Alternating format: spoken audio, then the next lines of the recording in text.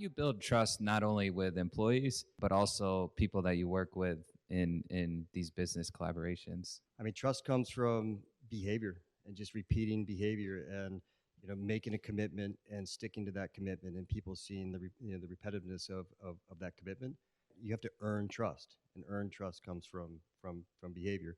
And of course, you have to set a vision for people, and I manage about 60 people. They have to trust that vision. So it has to be credible. It has to be ambitious, for the word ambitious, but it has to be credible. And in order for people to trust you, they have to trust that you care about their outcome, not just the outcome of the business. So when we talk about strategic planning for our business, we have a vision for the business, but then we sit down with each one of our employees and we create a vision, or they create their own vision.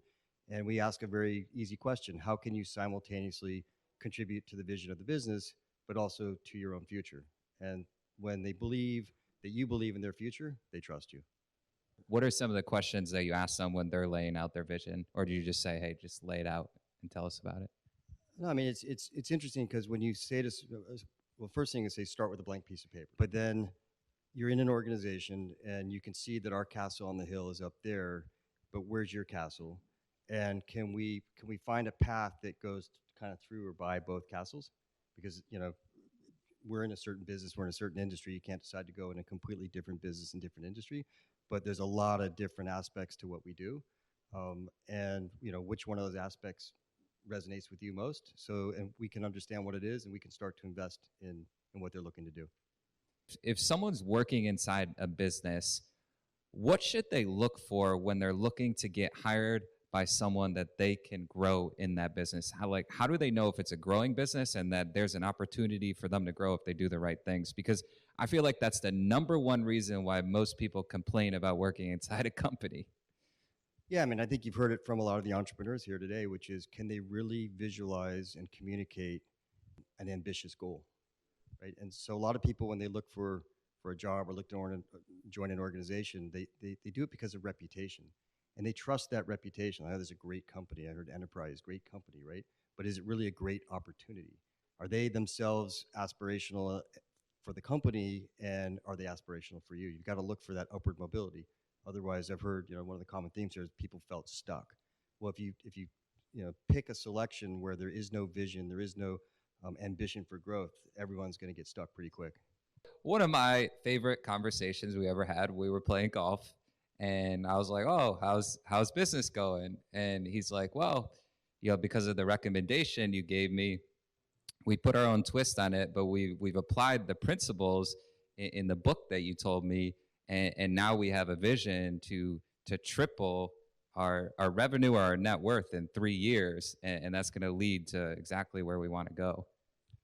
Yeah, and that's hard, and that's ambitious for this is our 25th year as a business. So to say 25 years in that we want to triple our revenues in 3 years, there was a lot of debate in the company about how unreasonably ambitious this was, and that's why I love the language in 40X. Some of our managers like, this, whose vision is this? Whose goal is this one? It actually was the sum of all of their goals. They didn't realize it. It's too ambitious. We can't get it because everyone's scared. They're trying to risk manage already, and so I love the term WIG, right? Wildly important goal that came out of the book, and that part we took. So I sat down with each one of the business managers, like, oh my God, this is like, how am I gonna ever do this? I'm like, it's too ambitious. Like, let's not debate about that anymore. Let's just agree that it's a wildly important goal. For us to hit this number, is there any doubt this is wildly important? And it changed the entire mentality. It wasn't about who came up with the goal, how ambitious was it. We knew it was important because it was aligned with not only some of our internal goals, but some of the external goals that we had cascaded to some of our other stakeholders. When you see someone who wants to learn, what makes you actually want to help that person? Oftentimes, people are afraid to ask. They think that someone doesn't want to help. And I think ultimately, seasoned professionals want to help people who want to help themselves. It's hard for us to figure that out. So one of the easiest ways is just someone just ask for help. And maybe there's an ecosystem that can be created out of that. And I think that charity, help, good acts, what have you, sometimes they can be limited in scope when it doesn't create some sort of ecosystem out of that. So when someone says, hey, can you help me with this? It also helps when they say, because if you can help me with this, then I think we can create this together. And then that's something that has a life of its own. I call it an ecosystem, and something new kind of develops around that. You seem to be one of the most motivated people that I've ever seen as far as your physical fitness. You went through a health scare. What was it? 5 years ago. What was that outlook like during the process, and then once you got through it? When you have a health scare in life, it just makes you realize how precious life is, and that you need to enjoy every moment of it, and embrace every moment, and prepare for every moment for it. But I like the earlier today about the diet. The diet's not just what you eat, but it's everything that you do, right? It's everything that you consume. You and I were working out a little bit before COVID, but when COVID hit, and I remember sitting down with my kids, I said, "Look, there's going to be two different outcomes." And I've heard some of them talk about today, like I drank too much during COVID or what have you. But I just sat down and said, "Look, on the other side of this, we're going to look back and say, this is the best thing or the worst thing that ever happened to me." And I'm like, well, might as well make it the best. And I've got a lot of time at home. So that's when I think we went from 2 days a week to 3 days a week and never stopped. When the pandemic hit, my business just cut in half overnight. For 4 months, I didn't drink, I didn't go out. I just have to figure this out. And one thing I was doing a lot of follow-ups. And the only reason that I re-got you as a client is because I kept following up. And you actually said, "Hey, Brandon, thank you for following up. I'm ready to start working together now." Can you talk a little bit about the follow-up? Because I think it's something that keeps people away from really reaching their potential and going after what they want. I think without follow-up, people create unrealistic expectations. And they send an email out, and we've talked about it. They send an email and nothing happened. And then they don't escalate it, right? Or we've talked about it, they send an email with something that's not very catchy, like following up. Like everyone's following up. Like I think I told you one that I came up with the other day is retire on this. Guy responded, a gentleman that we both know responded like in 12 seconds.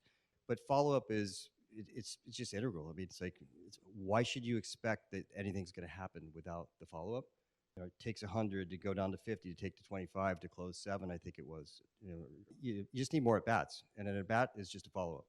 I think follow-up's everything. I heard one time that 80% of sales happen after 5 to 12 touches. Everyone's leaving here today and they're going to be inspired. What should they do tomorrow when they're waking up in bed, they're inspired, they're like, "Wow, this was an incredible day"? What should they do? When they wake up, they should start by getting up. Right? Look, I mean, keep it simple, stupid, right? KISS. It's like A to B. It's like tomorrow, assess where you are. But equally important, where do you want to be? That's the B. And then figure out kind of, your day. What does A look like relative to B? Okay, if I want to get there, like what can I rely on? What am I not good at? And what are some opportunities and threats? And then start to think about simple paths. And I call those strategies. And I've heard the word filter here a couple times today, like filter out the activity you should do and shouldn't do. But once you have these like strategies, like real big roads to how you're going to get there, it becomes really easy to filter, because you go, okay. And like I used to be a dog that would chase any bone. If I met a person or return stream that I thought I could monetize, I'd bring them on our platform. But then I realized it wasn't strategic. It was opportunistic at best. And once we got strategic, it wasn't about what we were doing as much as what we weren't doing anymore. What do you do to network to be able to attract the right business partners or clients with your goals that you have going on, besides play golf? And I didn't get to play golf for many, many years. It's one contact at a time. It's one email, one text, one interaction. A lot of conferences like this in my industry. We're in a people business. I'm in the asset management business. We have no assets. I mean, we manage assets for others, but the assets of the business are our people, and you just have to relate to people. I'm sure a lot of folks out here have loved this kind of work from home, the hybrid environment. I think proximity really matters. Obviously you're trying to promote a lot of connectivity here, and yeah, Zoom is great and Instagram is great, but it's not the connectivity of proximity, of being in the room with somebody. And some of the best interactions and business opportunities I've had happened by mistake because two people, just happened to start a conversation. What's it like being on TV? It's fun. I mean, if you're prepared and you know what you're doing and you embrace it and you enjoy it, make fun of it as opposed to worry about what can go wrong, think about what can go right, and just enjoy it. Is there a lot of prep time, or do they just go? We're just going to ask you and go. It depends. I've been in different different arenas, and sometimes there's a lot of prep that goes into it, and sometimes it's just very ad hoc. But that's why I think really understanding preparation is great, but people can over prepare.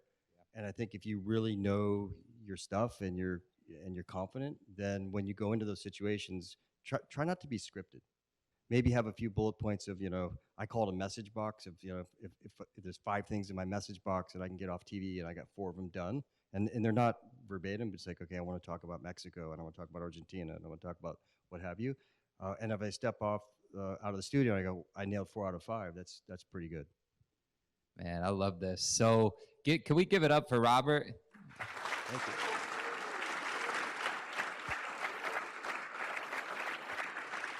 So what's one last thing you want to leave everybody here with today? So I'm in the financial services business. We buy and sell things all day long.